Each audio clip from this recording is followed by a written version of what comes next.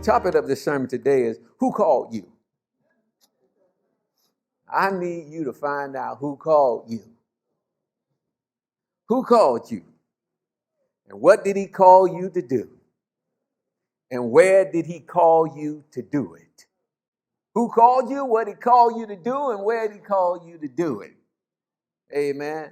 First thing you need to know is 1 Thessalonians 5:24, where it says, faithful is he that calleth you, who also will do it. Whatever God has called you to do, and where he's called you to do it, be assured that God will give you the skills you need. Who called Moses? What did he call him to do, and where did he call him to do it? Well, God called Moses. So when God called Moses, he called him to do something, and that was to free the people. Where did God call Moses to do this? He called him to do it in Egypt. And so this was his calling. Who called the 12? What did he call the 12 to do?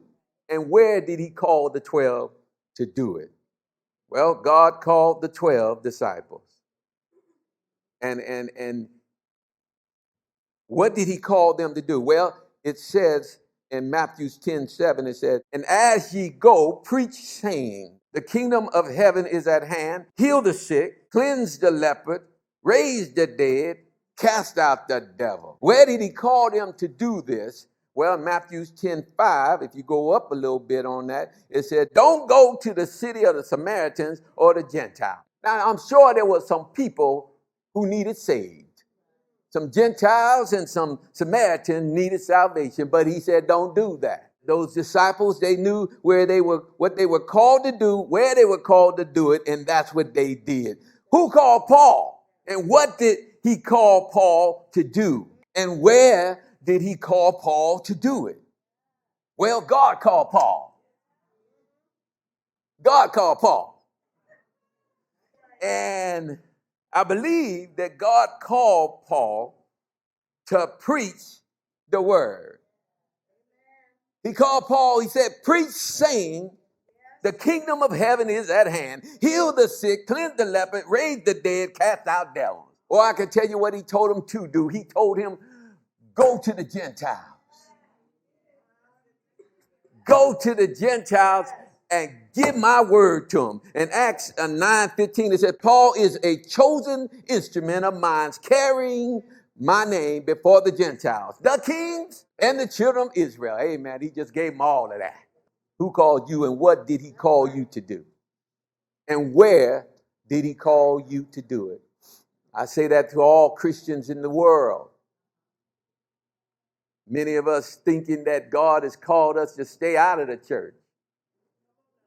There's a reason that we're in a church, y'all. There's a reason that we're in this building.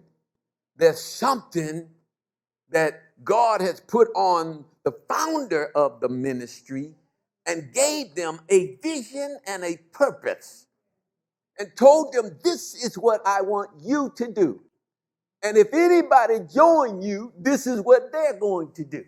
It says here, Romans 8:28, and we know that all things work together for good to them that love God, to them who are called according to his purpose. We must be called according to his purpose, not yours.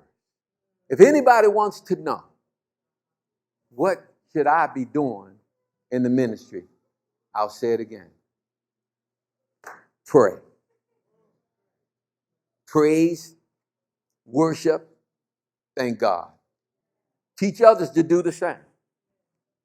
Give your all to God while you're in your seat. When you stand up, worship him with all your might. Stop thinking about other people. You don't fully understand the gospel, don't worry, be here enough. You'll learn. You'll start getting more and more excited about what God is doing and what God's going to do. This is not the time for us to be relaxed. We are living in the last days. Preach the word. Be instant. Ready at all times.